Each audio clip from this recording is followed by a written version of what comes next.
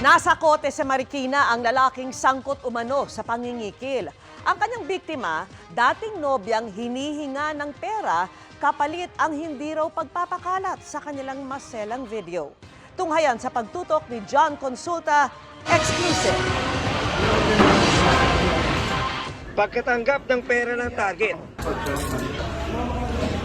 agad inaresto ng mga ahente ng NBI Anti-Fraud Division ang suspect si Braulio Dominguez Jr., isang konduktor ng bus. Hawak pa niya noon ang 50,000 pisong mark money na kapalit ng hindi raw niya pag-upload sa sex video ng biktima. Anonymous account ang ginamit sa pangingikil niya sa babae na noong unay nasa 200,000 pesos bago bumaba sa 50,000 pesos matapos makipagtawaran ang biktima para takutin ang biktima na magbayad.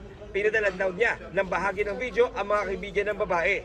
Pero nang maaresto ang suspect, laking gulat ng biktima nang ang humarap sa kanya sa meetup ay ang kanyang ex na patagong nag-video ng kanilang pagtatali.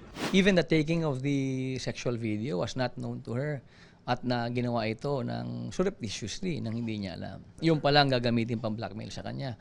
So nag-set up kami ng entrapment operation. It's possible na itong taon to had previous relationships in the past na malamang ganyan din ang ginawa niya. So in the event that there is one or there are more, we would want them to come over to the NBI to file the complaint para maimbestigahan din natin. Sinisikap pa rin namin makuha ang panig ng inaresto na nakakulong ngayon sa NBI jail.